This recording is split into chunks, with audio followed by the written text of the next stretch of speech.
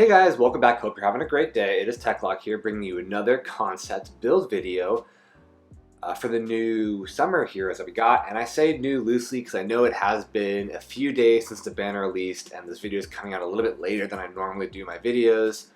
But that was just because I was taking some time to think about how I wanted to address the build video for this banner and for the units going forward. I've been a little bit unhappy with the videos in the past just because of how long they turned out, and I feel it's a little bit longer than they should be. So going forward, I'm going to do one unit per video. That way I can get all my thoughts out on the unit, do a couple different builds for the unit, try to keep it a little bit more versatile for people, how they want to use the unit, kind of give more than one option, and hopefully it brings those video sizes down to a little bit more manageable size. So as you can see, the first unit we're going to talk about from the new summer banner is going to be Laevatein. I want to start out by saying I take issue with the weapon that she comes with. I don't want to say this to brag, but I'm very familiar with swimming. I was a lifeguard for 4 years in high school. I swam competitively at the national level in high school. I swam competitively in college, D1, top 100 in the country. I know what swimming equipment is. This is not a buoy board. This is a kickboard. It is flat. It has the kind of dome shape that a kickboard would have that you would use if you were swimming. A buoy board, or at least the ones that we used when we were lifeguarding, tend to be a little bit more rounder on top instead of completely flat with holes for your hands to grab on the side as more of a life-saving device. So this is not a buoy board, but I digress into the video. So I'm sure this is not anything, if you watch Fire Emblem videos on YouTube, this should not come as a surprise to you. Grondblade is a perfect weapon for her because of her low speed and pretty substantial attack stat. She is going to hit hard, and you want her to hit hard and one-shot a lot of the opponents she comes up against, especially with her A skill, Mirror Impact, and it is a fantastic skill. +6 attack, +10 defense, and it prevents the foe from making a follow-up attack, all synergizing really well with her attack stat, her res stat, and her low speed stat. And then Grondblade, obviously you would want to use Laevatein here in a flyer ball, so you could reposition her into the battle. She gets that defense res link buff. She gets the in-combat buffs from attack res bond. If you're running other flyers around her, she gets goad flyers, fortify flyers, ward flyers, home flyers, whichever ones you're running. All those turn into visible damage because of the Grondblade tome. Hopefully she, with her high attack stat, being able to one-round a lot of opponents. I did remove even attack wave or odd attack wave, whichever one she has. I did remove it just because those wave skills are a little bit inconsistent. And if you're going to run a flyer ball, you're probably running Legendary Azure, and she has attack tactic and prayer wheel makes the wave skill that she comes with just obsolete and redundant. I'm going to give her attack smoke 3 here, which is a great skill, again, because if she is going to be followed up on after your turn is over and then enemy phased, after she attacks, you do want to get this -7 debuff on the units just because she most likely will get doubled. Actually, not most likely, she will get doubled by any and all units in the game. And you're going to make sure that she wants to, in addition to having the defense and res buffs and other defensive buffs, you're going to want to make sure the opponent's attack is as low as possible to drive up her chance of survivability.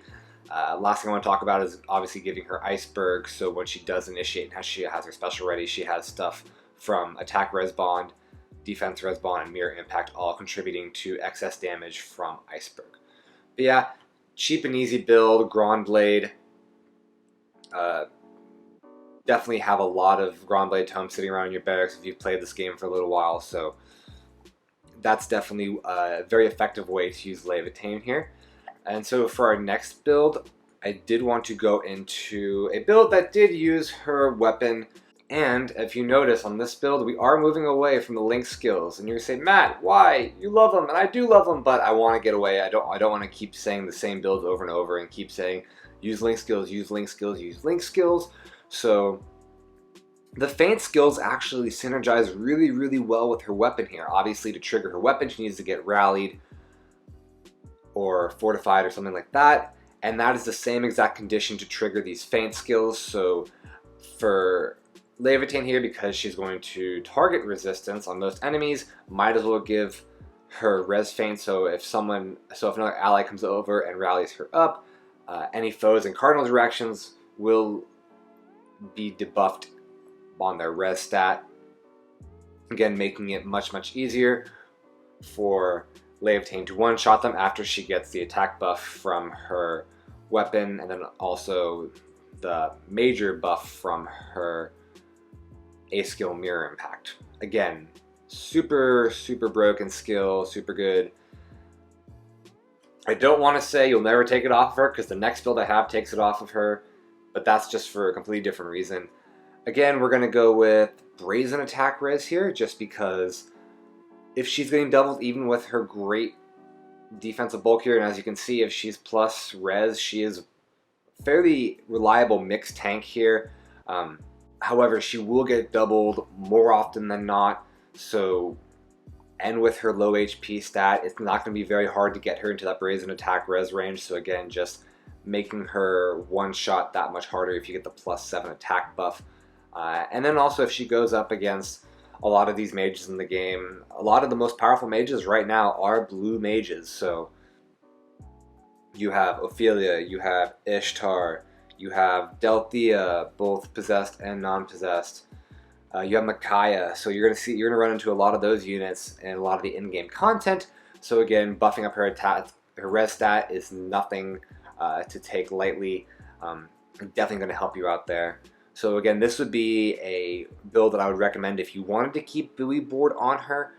But as you'll see in the next build, there's a weapon that does the buoy board just a little bit better. So let's go into the final build that I have for Laevatein here. And we are using sandwiches. Guys, I don't know what happened. Leo came out as a Tempest Trials reward unit, and I have not seen him anywhere in the game. No one builds this unit, and I mean, I don't blame him because he's not a great unit. He's so ineffective in what he does. But if we're talking about Laevatein, whose whole kit is built around building attack, building res, and given that she has a pretty substantial mixed bulk, why not make her into a tank? And that's what Sandwiches does. So Sandwiches, the effect, if you don't remember, is basically Mirror Stance 2 is built into the weapon. So if the foe initiates combat, she gets +4 to attack and res. So again, what we're trying to do here is leave Laevatein in the danger area for a specific unit that hopefully she can take on, and then that foe will come and initiate on Laevatein, triggering the Sandwiches effect. I gave her distance defense in her A slot just because, again, we're trying to build up as much tankiness as possible. You can also do double mirror stance. Double mirror stance. Mirror stance is actually fairly easy to come upon. I believe there's 5 different heroes who have mirror stance. Sylvia has it, but her mirror stance 2 is locked to 5-star. You can use your Grails to summon Garnif, and he has mirror stance 2 at 4-star. So again, very easy to get double mirror stance on Laevatein here between the A slot and her weapon, and that would bring her +8 attack and +8 resistance when excuse me, when the foe initiates on her. Also, because it makes sense, and she's a tank, using her as a tank, quick riposte just makes a lot of sense because she's not doubling with that speed, but with her substantial attack stat, if she doubles back, she's going to kill a lot of the units that she goes up against. Also, because of her substantial res stat, a ploy skill would also work really well here. So we have attack ploy again.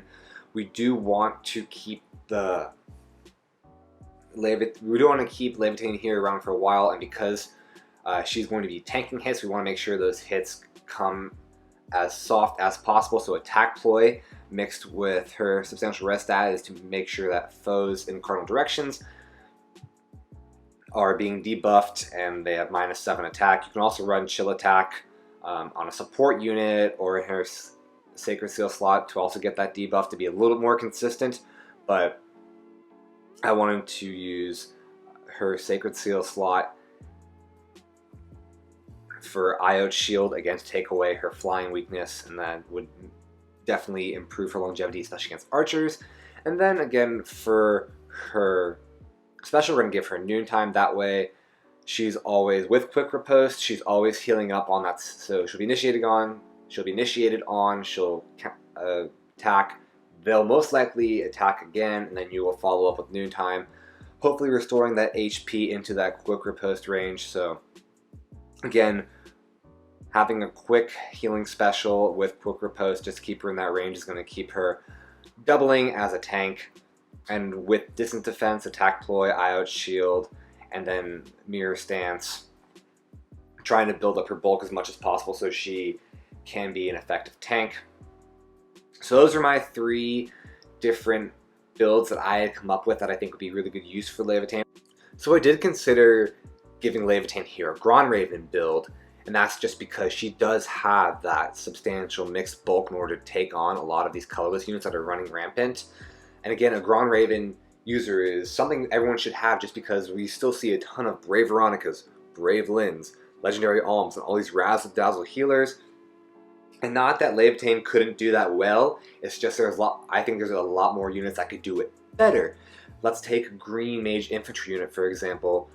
Again, they don't have the weakness to arrows that Laevatein does, so they would stand up a lot better against bow units, and also as an infantry unit they can inherit Nullsy Disrupt, which makes the Dazzling Staff effect on Staff Healers and Brave Veronica practically useless. So I didn't want to take her down that road because there's other units that can do it better. Well, that wraps up our concept builds video for Laevatein. Obviously the other units from this banner are in the works and they will be out shortly. Let me know in the comments if you like this new format and you want to keep going with this one, or if you would like me to go back to the old format with just one build for each unit. And if you did stick around this long, maybe check out my initial reaction to the banner, or check out some other build videos if you liked when I specifically do build videos. Also consider leaving a like and a subscribe. Thanks.